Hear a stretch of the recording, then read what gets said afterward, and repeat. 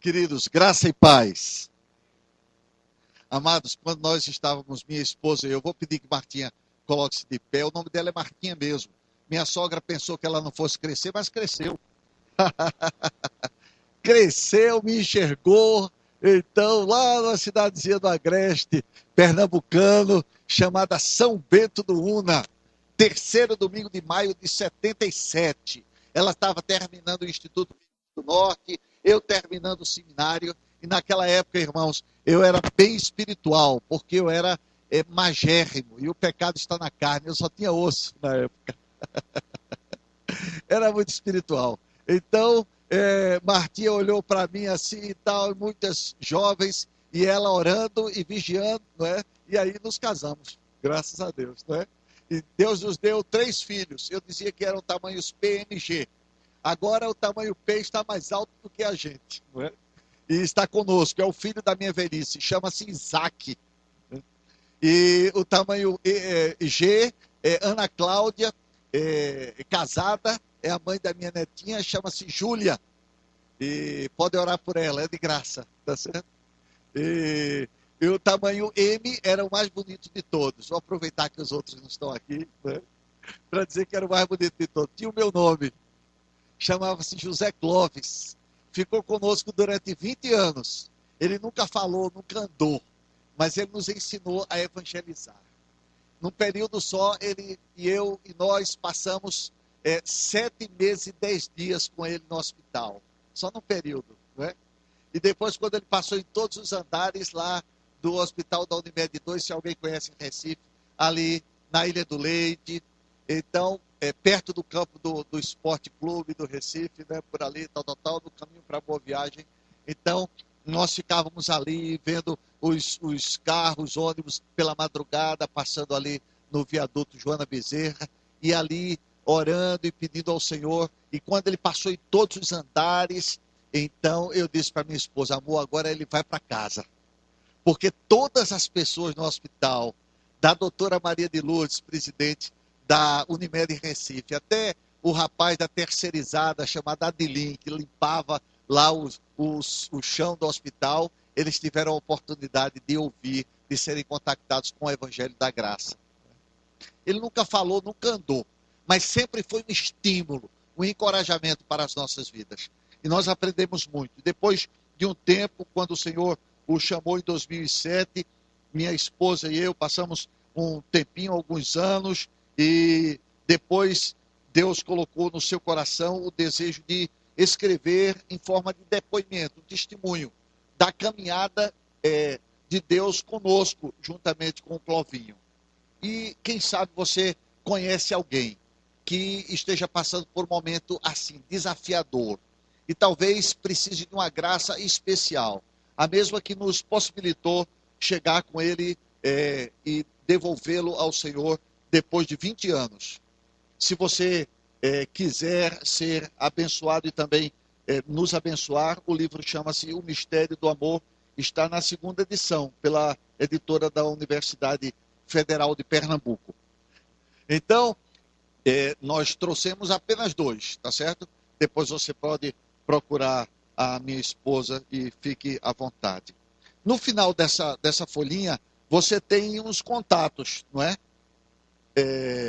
O nosso e-mail e os telefones. Agora, esse segundo aqui é da TIM, e mesmo que não fosse, tem um 9zinho na frente, não é? Então seria 98736 tal. Então, se você puder orar por nós, eu agradeço bastante, viu? Se você disser assim, eu não tenho nada para fazer hoje, eu vou fazer uma oração por aquele miserável, que sou eu.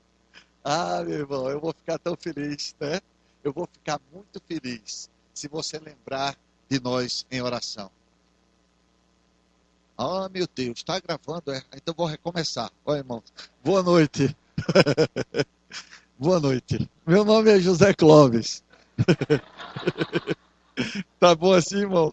Capricha. Quando não der, você faz assim, porque aí eu aumento o microfone. Irmãos queridos, a gente vai passar um videozinho. Missões 2, pode ser? É o trabalho que a gente desenvolve com os hispânicos lá em São Paulo.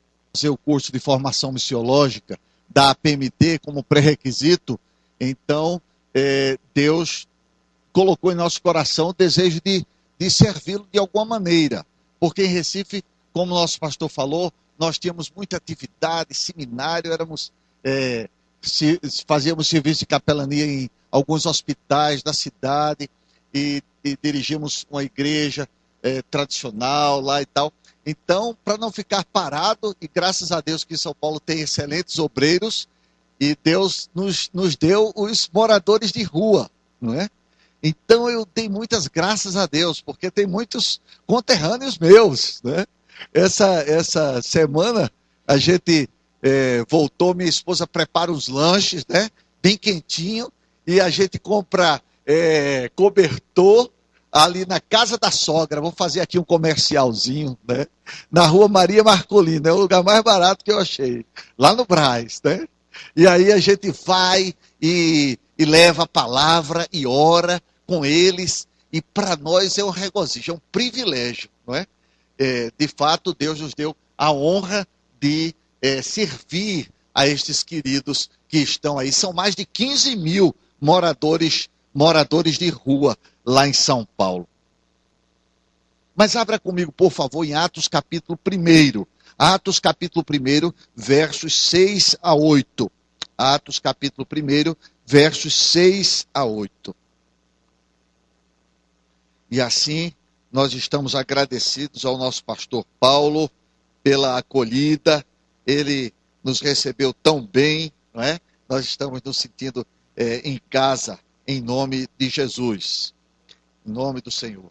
Então, queridos, o texto de Atos, capítulo 1, versos 6 a 8, diz assim: Atos, Jesus está prestes a ser assunto aos céus, e então registrou Lucas.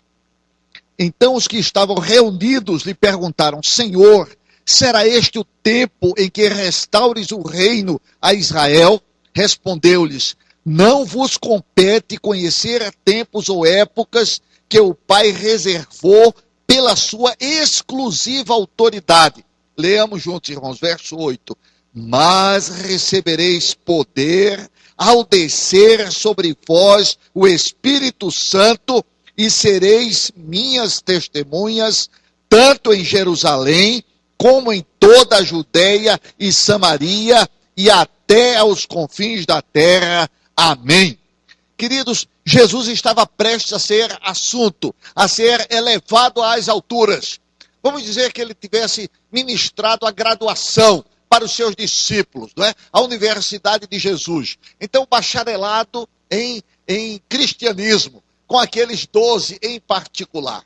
Depois, ele padeceu e ressurgiu dos mortos e passou 40 dias. E nos diz o texto que ele passou ministrando acerca do reino de Deus. O reino de Deus era o seu tema, era o seu foco, era o seu MIT, era o centro unificador, era o ensino central da revelação. O reino de Deus está entre vós. E aí, na aula da saudade, alguém pede a palavra e diz: professor, mestre, posso fazer uma pergunta? Ele diz: pois não, meu filho. Imagino eu, o texto não diz, mas imaginemos nós. E aí alguém pergunta: Senhor, será este o tempo em que restaures o reino a Israel? E Jesus passa então a última repreensão da sua vida docente. Não vos compete conhecer tempos ou épocas que o Pai reservou pela sua exclusiva autoridade, mas recebereis poder, etc, etc. Então, irmãos, aqui nós temos dois elementos que devem ser exclusos na nossa prática, em nossa caminhada. E nós procuramos identificá-lo como sendo o intelectualismo ou o academicismo, que deve ser excluso da nossa vida diária. Será este o tempo em que restaures o reino? E Jesus reconduziu a mente, os pensamentos de seus discípulos, afirmando: não vos compete conhecer tempos ou épocas que o Pai reservou pela sua exclusiva autoridade. Então, aquela indagação dos discípulos, ela era equivocada, porque há mistérios. Em nossa caminhada, nós não conhecemos tudo. E glória a Deus, porque não conhecemos tudo. Glória a Deus, porque grande é Jeová, e nós somos pequeninos, não é? Quando o apóstolo Paulo expôs a doutrina da eleição, e no coração desta doutrina, o texto que o nosso amado diácono leu, em Romanos capítulo 10, os irmãos se recordam, falando que Deus é rico em perdoar, e falando como ouvirão se não há quem pregue, como pregarão se não forem enviados, porque escrito está, quão formosos são sobre os montes os pés dos que anunciam coisas boas. No coração da eleição, Deus encravou a revelação da evangelização. Não é? Nós precisamos ter pés formosos e não apenas língua de eruditos. Deus nos deu língua de eruditos para dar boa palavra ao cansado.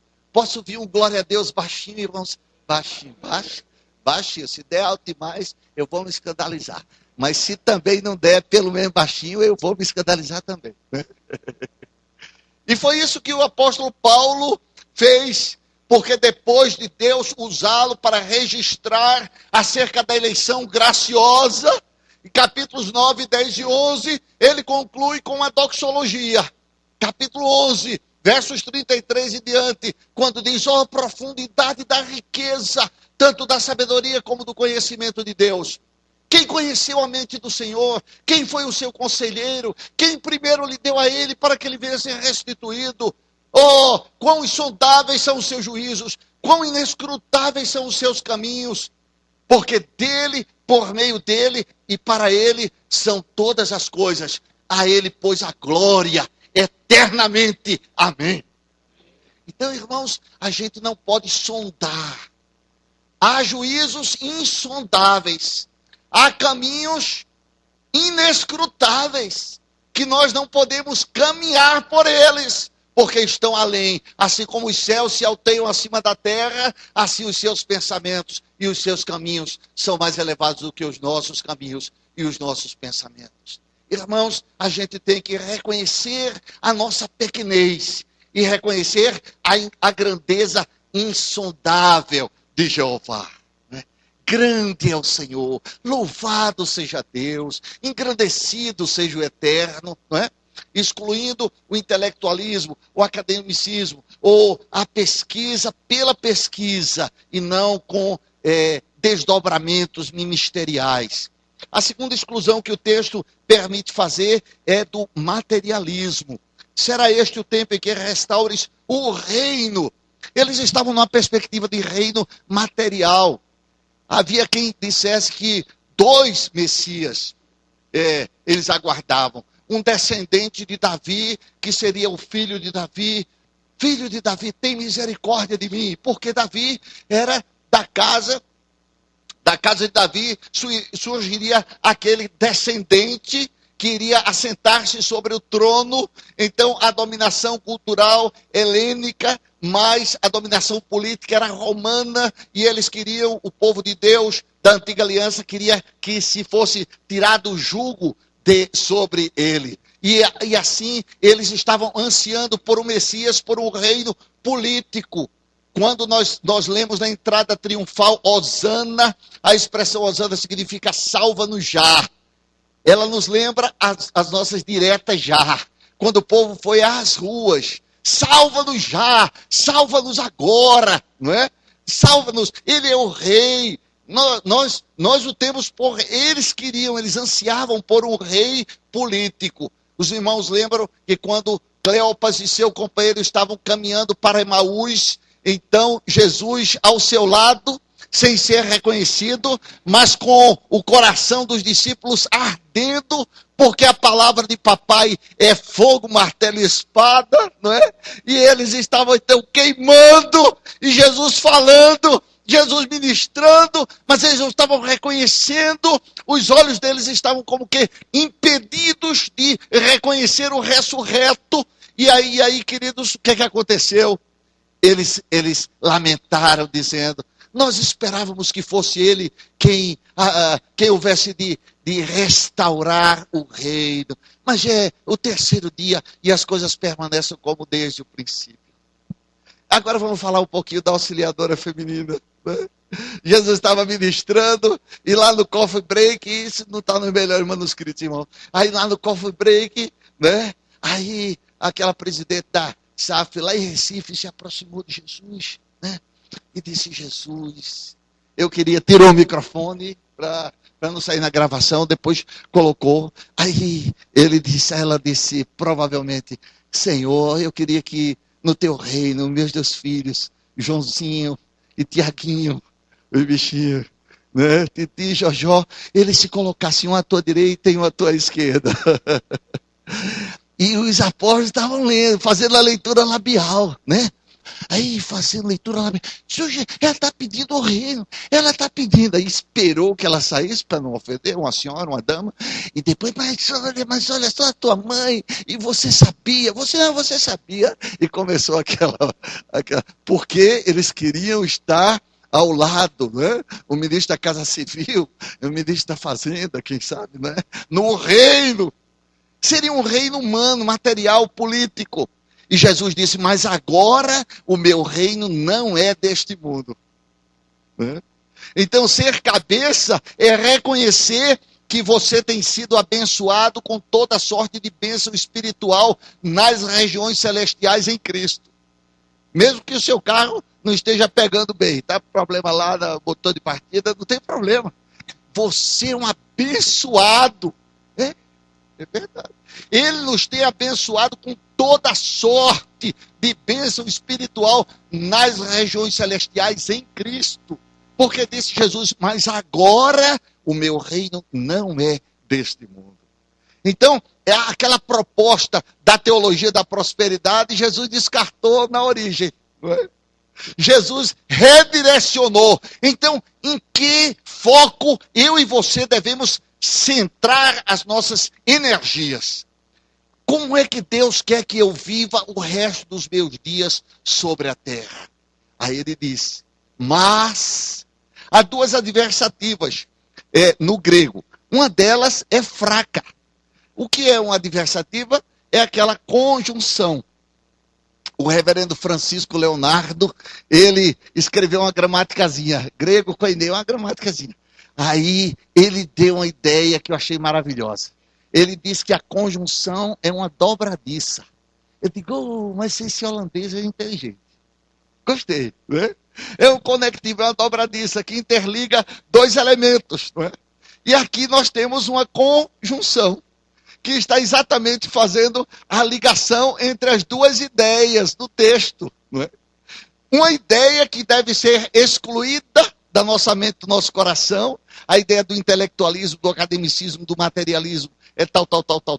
E a ideia que deve ser encarnada em nosso viver diário, que é a ideia do evangelismo. Exatamente. É interessante porque uma é uma adversativa fraca, é de, que mostra, que indica uma pequena diferença entre os 2 pensamentos. E a outra, que é alá, que é uma adversativa forte, que mostra uma grande diferença entre as 2 orações. Ele está dizendo aqui, está usando alá e não de. Ou seja, são ideias completamente distintas. A nossa tendência é procurar a Deus pelas bênçãos materiais e temporais, passageiras. São bênçãos, mas são bênçãos de 2ª classe. Mas o que ele quer para mim e para você é que nós investamos a nossa vida, o nosso tempo, a nossa energia no evangelismo. Mas, ao contrário de tudo isso, primeiro, vocês receberão poder ao descer sobre vós o Espírito Santo. O que é que tem aí? Autoridade no Espírito. Vamos dizer todos juntos? Autoridade no Espírito. E vocês já sabem, nós já recebemos este poder. Como disse o nosso querido irmão lá de Utinga. Glória a Deus, aleluia. Manda mais, Jesus. Lá para o Tinga, para aqui, se sobrar um pouquinho para mim também. Então, queridos, a todos nós, Paulo aos Coríntios, a todos nós foi dado beber de um só espírito, quer judeus, quer gregos, quer escravos, quer livres, a todos nós recebemos o Espírito entrou em nós fomos batizados no Espírito, nós fomos incorporados, nós fomos colocados no corpo místico de Jesus. Dê um glória a Deus aí baixinho. Glória, papai. Louvado seja o grande, né? Você não está só, você está muito bem acompanhado. O Espírito de Deus mora em você. Paulo aos Romanos, se alguém não tem o Espírito de Cristo, esse tal não é dele. E se você não é dele, hoje é o dia aceitável, hoje é o dia da salvação. Né? O texto que o nosso amado diácono Maurício leu, né? Que texto maravilhoso, porque o Senhor é rico, Deus é pleno de misericórdia, por isso todo aquele que invocar o nome do Senhor, então invoque, clame, chame em seu auxílio, diga: Jeová, Senhor Jesus, entra no meu coração, perdoa os meus pecados, faz-me uma nova criatura, e a bênção de Deus vai recair sobre você. E você vai ser incorporado, você vai ser colocado, você vai ser unido misticamente a Jesus. Olha, irmãos, eu não entendo essas coisas não. Depois você pergunta, eu pastor outro dia. Mas é coisa boa. Ser unido a Jesus, ser um só espírito com Ele, irmãos, é coisa muito boa. Estarmos assentados nos lugares celestiais em Cristo Jesus é muito bom, irmãos. Nós ficamos como quem sonha, então a nossa boca se enche de riso, a nossa língua de cântico, não é? As pessoas percebem que você é uma nova criatura, porque a despeito de a glória de Deus brilhe na sua vida, brilhe através de você. Não é? A Bíblia diz que Moisés nem sabia que o rosto dele brilhava. Imagine o crente cheio da graça. Então, irmãos, você tem todos os recursos para dizer coisa boa, como o nosso querido ministro de louvor falou, não é? Você tem toda a autoridade para abençoar. Olha, meu projeto original era trabalhar com países de língua portuguesa, porque vocês sabem, Efésios 7:18, não está nos melhores manuscritos, só até o capítulo 6, mas se tivesse, seria assim, papagaio velho, é difícil de aprender a falar. E eu com 56 anos, o que eu ia fazer mais? Estudar espanhol, não sei o que. Então meu projeto era trabalhar com países de língua portuguesa. Mas aprove ao Senhor, depois de muitas marchas e contramarchas, está aqui na Zona Leste, trabalhando com mais de 300 mil bolivianos, mais de 100 mil paraguaios, mais de 20 mil peruanos. São nações inteiras do outro lado da rua, irmãos. E eu estou memorizando com eles lá em espanhol, toda semana. E o versículo de hoje foi Romanos 5:8. Vamos ver. Mas Deus mostra seu amor para com nós outros, em que, sendo aún pecadores, Cristo morreu por nós outros. Olha só. Oh, eu estou sexagenário mais ou menos. O que é que vocês acham? A minha esposa está cuidando mais ou menos, tá não? É muita pipoca, irmão. Ela prepara lá uma pipocada, eu como, e é uma benção, irmãos. Irmãos, eu não posso ver um boliviano, porque é fácil de reconhecer, né? Apareceu, eu saio correndo atrás. Outro dia eu corri atrás de um lá no Cambuci. Outro desceu lá. Aí eu disse, Deus te ama. Deus te bendiga, irmão. Deus te bendiga. Irmãos, tem um versículo que eu conversava com os meninos lá no seminário, reverendo. Eu dizia, meu filho, qualquer coisa é melhor do que nada. Às vezes a gente, eu vou fazer isso, vou contar aqui rapidinho uma história, e a história era a seguinte, eu estava voltando, morava em Olinda, na época, né? E voltei de ônibus, não sei porquê, esses carros novos, né? Aí eu voltei de ônibus nesse dia, não sei porquê, mas eu sei que me ocorreu, né? Só por que você não dá uma palavra dentro do ônibus? Eu fiquei até nervoso. A palavra? Que onda é essa? Eu sou pastor reformado da palavra em ônibus. Que história esquisita. Eu devo estar nervoso. Aí, logo tirei aquele pensamento da minha mente e continuei observando a paisagem. Depois, de novo. Mas, meu filho, olha, tanta gente aqui nesse show, dezenas e dezenas de pessoas. Digo, ih, rapaz, o negócio está ficando mais sério. Né? Aí, aquela luta, não dou, falo, não falo, né? Aí me ocorreu, né? Me ocorreu, sou presbiteriano. Aí lembrei no versículo, né? E esse versículo eu memorizei também, agora em espanhol. Porque não me avergüenzo do evangelho. Ah, porque não me avergüenzo. Ih, Jesus, tá bom, eu já entendi. Eu vou dar a palavra, eu vou dar. Aí eu disse, mas é o seguinte, eu vou arrumar uma estratégia. Quando estiver descendo, eu falo. Eu falo e desço. Ninguém nem sabe. Eu falo. Eu falo que não aguento mais. Dá a palavra. Mas aí eu dou a palavra e vou embora. Não deixo nem o rastro, nem o cartãozinho.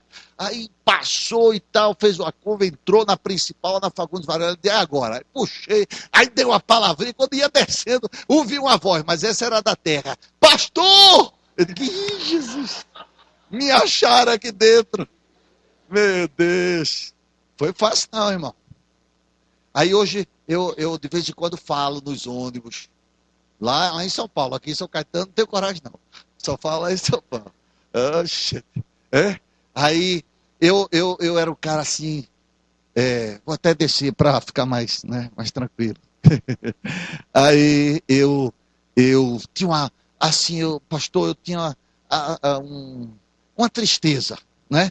Porque eu tenho muita gente famosa, e chegando mais, eu conheço muita gente famosa por aí, pastor. Aí, e eles eram famosos e eu não era. E eu ficava preocupado. Meu Deus, eu queria ser grande. Aí subi novamente. Eu queria ser grande, ficar aqui em cima. E eu sou pequeno, Jesus. Eu quero ser grande. E aquela luta, entendeu? E aquela luta. Aí papai disse assim, agora você vai mandar fazer uma faixa. Eu digo, ixi, uma faixa? Eu já passei nas faixas, né? Do pedestre, mas fazer uma faixa é complicado. Aí como é que eu coloco na faixa? Deus te ama, confia em Jesus. Ih, rapaz, esse negócio, eu já vi, compro ouro, né? Da Caixa Econômica. Mas faixa é complicado, né? Eu sou reformado, esse negócio tá ruim. Já dou palavra em ônibus, agora segurar a faixa no meio da rua, mas é melhor, irmão, quando papai falar, obedeça, viu? Senão vai ser um inferno na sua vida. Aí eu digo, sim, senhor, papai, tá certo.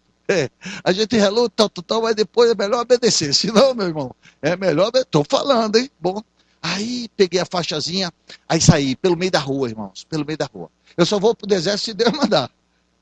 João Batista que foi pro deserto, sou José Presbiteriano. Aí eu fui pro meio da rua. 25 de março, muita gente, com a faixa. Eu me escoro lá perto daquela guarita, né? Que eu não sou besta. Aí ali perto do guarda, com a faixa. Né? Aí às vezes eu tenho vergonha, eu coloco a faixa assim para cobrir meu rosto. Eu sou corajoso. Aí, e fico orando, irmãos. E fico orando. É o período que eu oro mais. Senhor, só tu podes regenerar. Eu não posso fazer nada, Senhor. Eu não posso fazer nada. Senhor, esses carros grandes aqui subindo a consolação, Senhor. Quanta gente de dinheiro. Como Heber mesmo, né? Cheio de grana, Senhor. Mas sem graça. Senhor, tem misericórdia. Tem misericórdia. Senhor, faz a tua obra. Eu não posso fazer muito, mas faz qualquer coisa. Senhor, basta uma palavra, não é? Basta uma faixa. Irmão, se Deus não operar, vão é o nosso trabalho. Se você não pode passar 3 horas estudando os 5 pontos do calvinismo com uma pessoa, não tem problema, irmão. Faz uma faixa. Eu lembro lá de Recife, uma vez eu estava na Angélica aqui. Aí o sujeito me abordou, lá de Santa Catarina, reverendo. O nome dele é Jeremias. E ele disse, olha, eu queria uma igreja aqui, uma igreja, eu preciso conversar. E eu era novo aqui, eu digo, meu Deus, uma igreja de manhã, um dia de semana, de igreja presbiteriana aberta, dia de semana, só se for enterro do pastor. Do missionário. O missionário, lembra aquele engraçadinho que não sabia segurar o microfone, morreu, Jesus. Oh, que pena. Deus abençoe a viúva. Aí eu digo, meu Deus, quando é que eu vou encontrar uma igreja aqui para abençoar esse homem? Eu digo, meu filho, eu não sei, eu sou novo aqui e tal, mas eu posso ouvir você. Aí ele contou a história dele, irmão. Que história triste. Morava no centro de Umbanda, irmãos. Né? Precisava do evangelho. E ali mesmo, na Angélica, ele se reconciliou com Deus. Oh, irmão, como é bom, irmãos. Não tem coisa melhor do que você ver o fruto do penoso trabalho de sua alma. Né? É impressionante. Irmãos, rapidinho, já passou meu tempo. Centralidade de Jesus. Não prega outra coisa, prega Jesus. Sereis minhas testemunhas do Senhor. Terceiro, diversidade dos alcançáveis. Jerusalém precisava. Jerusalém era a capital religiosa, não é? A Judéia, toda a região da Judéia, no sul, precisava também. Mas também Samaria, não é? Os proscritos, marginalizados, precisam do evangelho da graça, não é? Se você sabe fazer, por exemplo, uma torta, esse negócio de outra coisa, irmão. Se eu souber, viu, reverendo? Se eu souber de alguém, viu, se estiver fazendo faixa aqui, eu vou ficar triste, irmão. Porque é a única coisa que eu sei fazer. Eu saí de Recife porque tem um presbítero lá, maluco, como alguns pastores que eu conheço quando olho no espelho, que resolveu fazer uma faixa. Eu digo, amor, vamos embora. Vou ficar mais aqui nessa terra, não. A única coisa que eu sei fazer é faixa. O sujeito agora está fazendo lá em Recife. Meu Deus do céu. Né? Outro dia, postaram lá um rapaz, ele era ultra calvinista, e ele ficava nervoso quando falava. E sabe o que está acontecendo? Ele está no Face, está pregando nos ônibus. Eu acho é pouco. Ô, irmãos, o vento sopra onde quer, amém? Mas você não precisa fazer isso. Você sabe fazer aquela torta holandesa? É muito boa. Eu não posso comer muito porque tenho esteatose, mas um pouquinho dá. Você prepara, irmão, a torta holandesa. É muito bom. É boa demais. Eu não gosto, irmão. É muito boa, irmão. Me convida para a tua casa. Aí, o que é que acontece? Você prepara, irmã, e você convida alguém que você queira abençoar. É assim. Depois passa um filme, a pessoa está com problema de casa, passa um filmezinho, um DVDzinho, Compromisso Precioso. Já assistiu esse filme, DVD? Já assistiu, irmão? É bênção ou não é? Diga aí, assim, é bênção, irmão. Olha, irmão, presta atenção. É assim que a gente faz. É assim que a gente faz. Não precisa segurar a faixa, que aqui a estratégia é minha, entendeu? Não, você prepara uma torta, me convida, que fui eu que dei a ideia, tá certo? E convida o seu vizinho, a sua parente, que você está orando há muito tempo. Convida o pastor também, que ele gosta, viu? E aí a gente vai, nós três, e aí você passa o DVD, depois o pastor faz a oração, eu como a torta e a gente vai embora. É assim, irmãos. É assim, sem estresse. Ai, meu Deus, eu estou nervoso. Não, sem estresse, toma água, irmão. Toma água. Toma água. Entendeu, igreja? Sim ou não? Sim. E finalmente, simultaneidade na ação. Quando o pastor fecha a Bíblia, a igreja diz amém, né? É sempre assim. Então, irmãos, lá em Recife era assim, aqui não, mas lá em Recife. Então, irmãos, preste atenção. Você precisa alcançar aqueles que Deus, toda criatura precisa ouvir. Toda criatura. E a obra de regeneração é o Espírito que faz. Eu vou dizer heresia agora, todo mundo diz o contrário, mas eu vou dizer diferente. Nós não plantamos igreja, nós plantamos a semente. Igreja é povo da aliança, é povo regenerado, e nós não regeneramos, nós só plantamos a semente. Quem faz, Eu plantei a semente, Apolo regou, mas o crescimento, quem faz germinar a semente é o Espírito de Deus, irmãos. De modo que você não deve se estressar. Eu já preguei a 6 bilhões de pessoas e só meia dúzia se converteu. Não tem problema, irmão. A sua função não é converter ninguém. É semear a palavra. Não é? Com sabedoria, com graça, regando o coração e os resultados virão. Não é? O Senhor vai acrescentando dia a dia os que Ele previamente deu a seu Filho Jesus, por quem Ele derramou seu precioso sangue. Diga glória a Deus por isso. Deus os abençoe em nome de Jesus.